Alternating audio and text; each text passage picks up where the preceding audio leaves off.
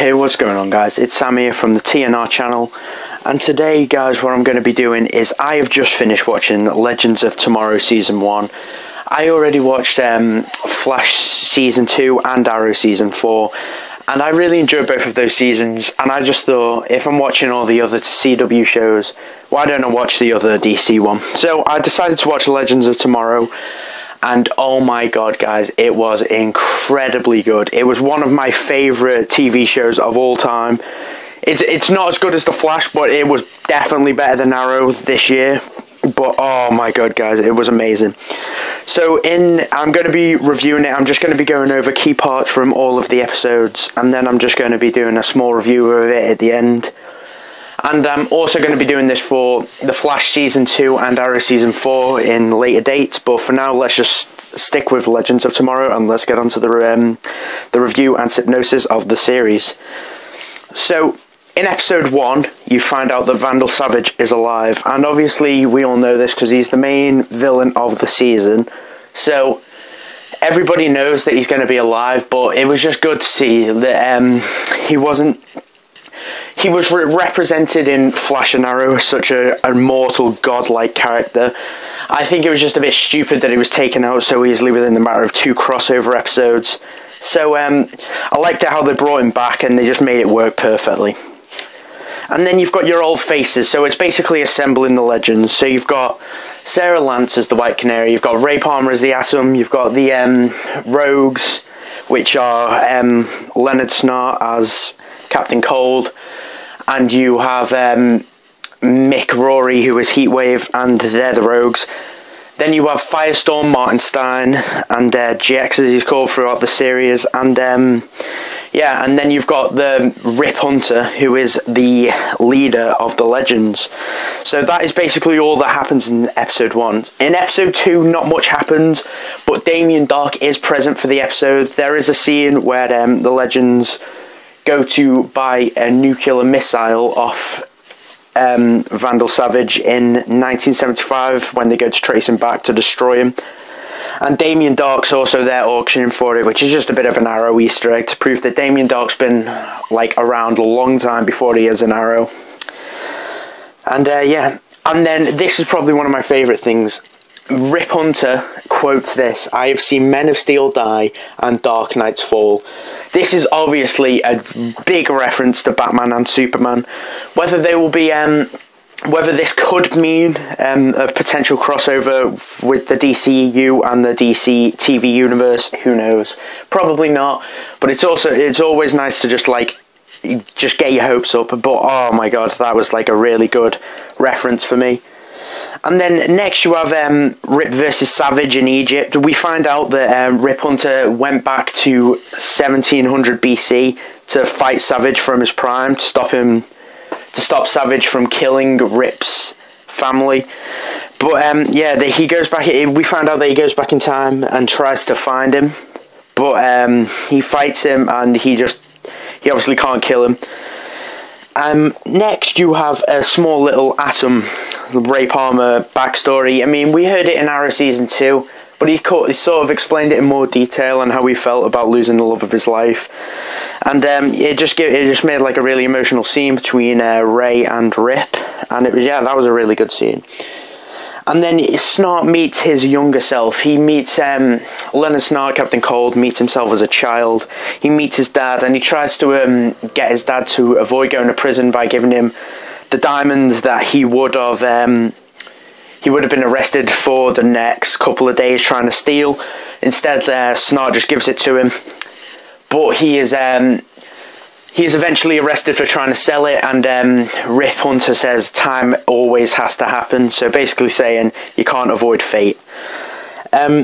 Next you've got Rip meets one of his Time Master mentors. So Time Masters basically are just, as it says, Masters of Time. They can go throughout time, they can change the history of the world and the timeline, and Rip Hunter is a Time Master, and he meets one of his mentors who happens to be looking for him as he defies the rule of the Time Masters at the start of the series. So he goes looking for him, and then he meets and they have a small conversation. Next, you have Kendra and Sarah lose control. So basically, Sarah has the bloodlust from being resurrected in the Lazarus pit this season on Arrow, which I'll go into more detail when I do the Arrow Season 4 review. But yeah, she goes ballistic from that, and Kendra obviously is Hawk Girl, so she obviously goes very berserk as well, and they just end up both losing control. And yeah, next you have the Brother. This is episode 5. You see the Brother as it's been seen in Arrow Season 2 and other episodes. Yeah, it's been seen in Arrow, and yeah, that's the Brother. And then this is actually a cool sly snug reference. So Snart Wentworth Miller, who says it's a Prison Break Easter egg. They're all talking about how they're going to bust out Stein from prison after he's captured, and then he goes, "Well, this won't be my first Prison Break," which is got to be a reference to him starring in the show Prison Break. Next, you've got the team gets sent to Star City. So, basically, at the end of episode 5, once they've rescued Stan, they get transported back to Star City or Starling City, the home of the Green Arrow, in 2046. And it's basically just been completely destroyed by just the uprising, which I will go into in a bit. And then you've got a new Green Arrow. He calls himself Connor Hawke, but he is John Diggle's son. That's the new Green Arrow. And it basically... this, and then you've got Deathstroke's son, who was the mastermind behind the whole uprising. So the siege and the uprising is basically the same thing, orchestrated by the same family bloodline. And yeah, the uprising basically destroyed all of Starling City.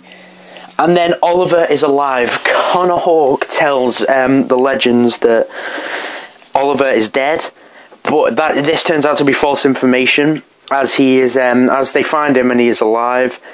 And then next you've got the uprising, which is basically the siege of Starling City. It happened for 15 years. Slade's son Grant come in and just basically just destroyed Star City and everything that it stood for, and it just completely turned the city to ruins. And then Diggle is actually confirmed dead in this timeline. So in the Star City 2046, it's confirmed dead. Diggle is confirmed that he is actually dead in this timeline. Killed in the uprising, along with many other characters such as Quinton Lance and just all the other characters you're familiar with in Arrow. And then next you have... this is episode 7. Alright. So Sarah and Snart, basically in a scene, Sarah and Snart are freezing to death after some malfunction within the ship.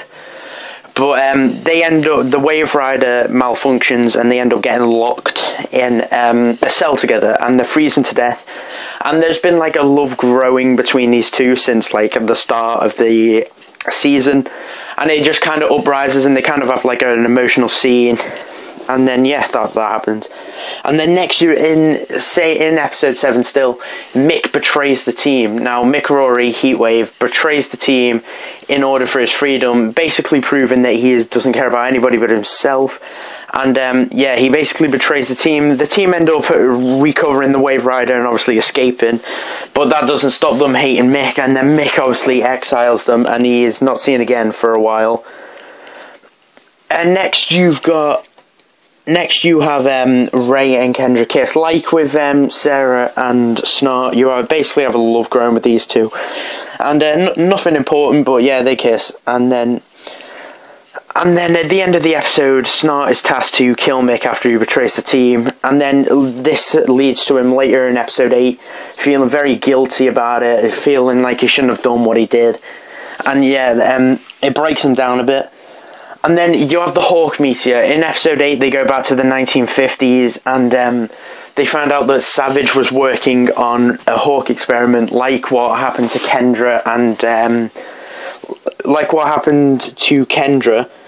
They spurt wings and they become they become monsters basically. And he's been working on that to try to replicate what Kendra and Carter have, the powers that they have, the wings and everything like that. And then next you have the team gets abandoned. So at the end of episode 8, the Wave Rider takes off without Ray and many other members of the team. This is because the threat that's on board, Kronos, the Time Master assassin that's been following them since the start of the series, hijacks the ship and ends up just taking over, so they have to leave the team. So the team gets split in half. And then in episode 9, Ray and Kendra are stuck in the 1950s for 2 years, and it ends up taking them to 1960, and you just get to see them, how they live without being in their life, how they live without being in the team, and just how they live with all the changes that's been made to their lives. And then this is probably one of the biggest things of the series. Mick Rory is revealed as Kronos. He actually he's revealed as the Time Master hunter that's been hunting them for this whole time, and it's just a big reveal, and it's a big shock considering the emotional scene that happens between Snart and Rory when they're talking. And yeah, it's a very powerful scene between the two. And then also in episode 9 you have the return of Ra's al Ghul. So in episode 9, Sarah goes back to the League of Assassins after she after obviously the team gets abandoned. Sarah decides that she needs to go back to the League of Assassins. This leads to obviously seeing familiar faces such as Ra's al Ghul and Talia al Ghul as a child, and a familiar face is brought back from Arrow again. Next, the team go into the future to 2147. So the team go back far into the future, only a few mere decades before Vandal Savage's big attack on London, which results in Rip's family's death. So they basically go back to prevent the child that he is training to carry out these dreadful tasks for him. They go back to that date. They go forward to that date, to try to stop him. Next, you have Ray Palmer thinks he's actually the mastermind that created this robot army, but it's actually revealed later that it wasn't him, it was his brother, which leads for a bit of a funny scene with Ray, thinking that he was like the genius when it actually wasn't him. Next, you have Hannibal Bates reference. What do you call it?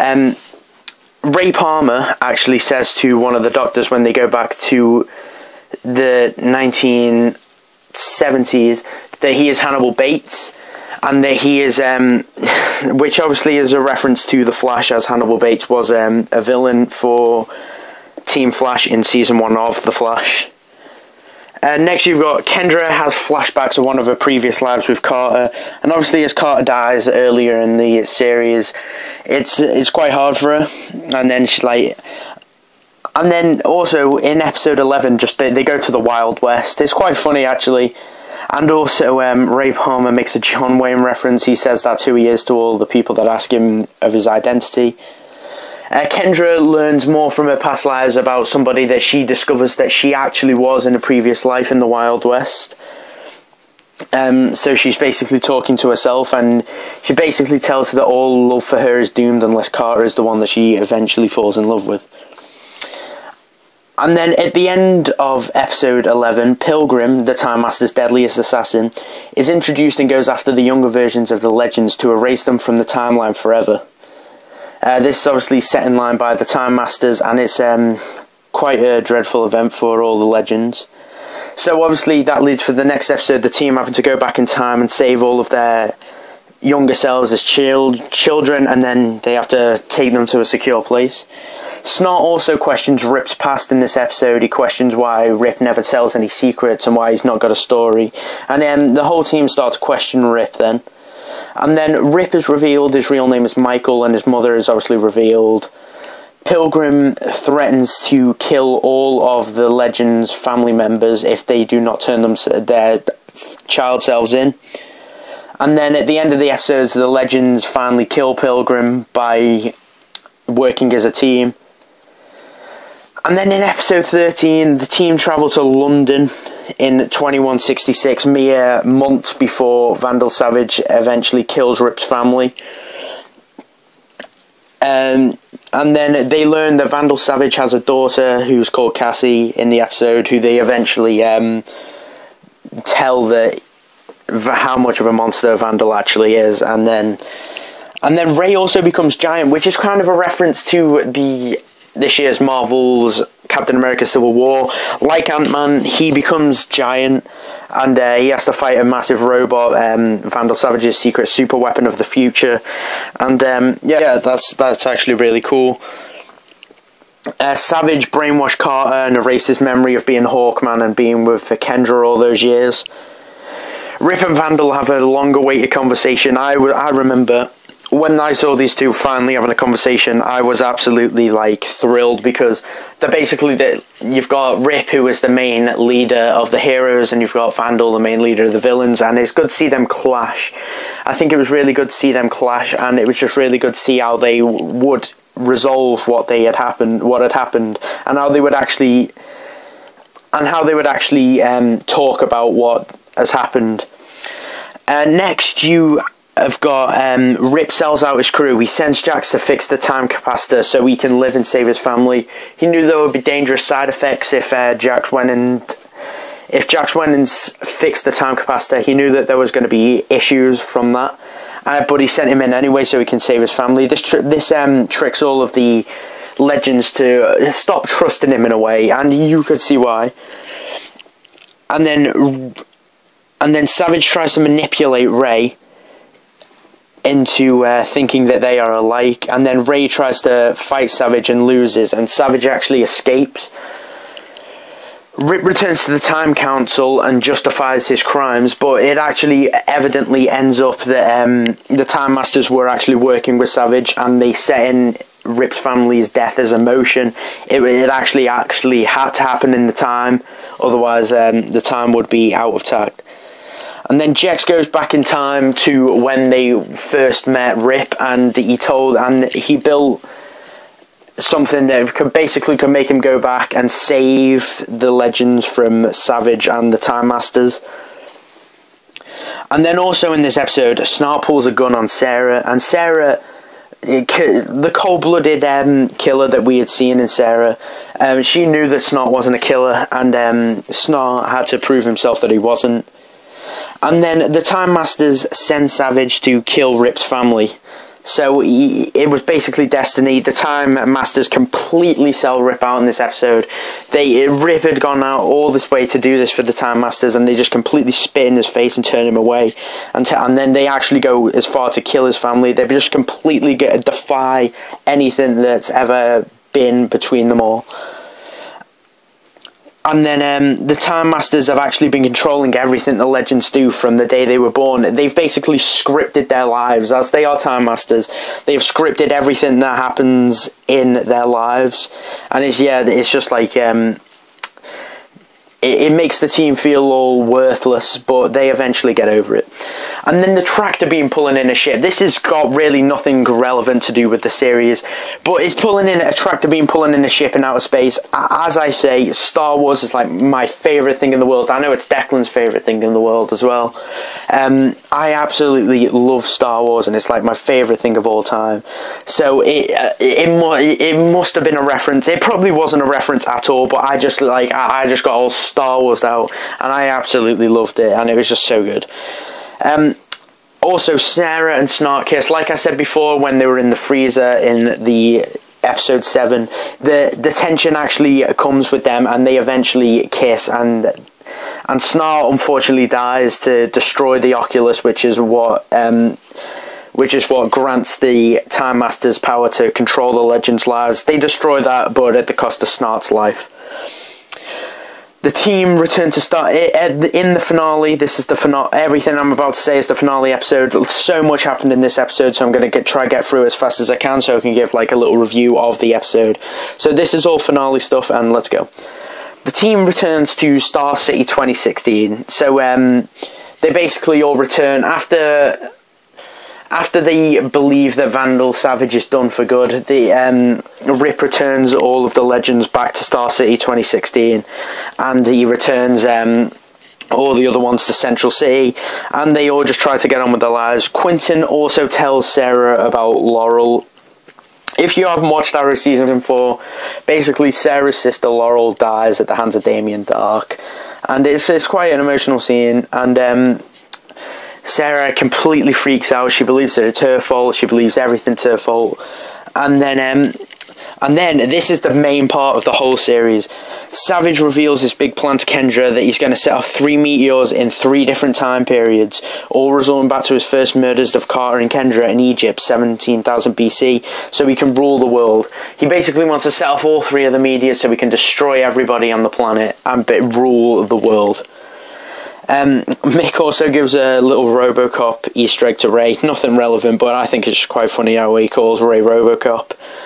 And Vandal Savage is killed once and for all. All of the team eventually kill all 3 versions of Savage that is trying to destroy the world. And yeah, that happens. And then Sarah visits Laurel's grave and finally drops a lot of the guilt off of her back. And then finally, guys, this is the best part of the series for me, the Justice Society of America. If you are a big comic book DC fan like I am, I adore anything DC, and I have read most of the main comic books. And the Justice Society of America, just to see those words, just to hear those words, it was just absolutely incredible. So yeah, guys, that's a synopsis for the show. Now I'm just going to give like a quick 1-2 minute review of the series. Now, I absolutely love this series. I adored it. I was never a big fan of it. I always looked at it and I was just like, I might watch it sometime. But honestly, guys, if you love Arrow and you love The Flash, I seriously recommend watching the show, because it takes all of the amazing stuff from the earlier seasons of Arrow and just collides them with The Flash, and it just makes an amazing show. And it just loved it. I love the way the villain worked. I love the way they had to go track Vandal Savage through time and stop him from doing key events that eventually leaded up for him dominating the world. I love the way they had to trace their steps through time. I love the characters, the legends, they all bonded very well. All the actors collabed very well, and it just made a really good series. So anyway, guys, that is my review for Legends of Tomorrow Season 1. My next video will probably be the Flash Season 2 review. That will not be coming out as a long time. As I've only been watching the episodes as they go along, I'm going to have to rewatch all of Flash Season 2 again to get all the good key points from the episodes like I did with Legends of Tomorrow. And yeah, guys, thank you for watching this episode from TNR, and I hope you come back for my Flash Season 2 review. If you enjoyed it, subscribe and maybe even give it a thumbs up, and thank you for watching. I will see you in our next video.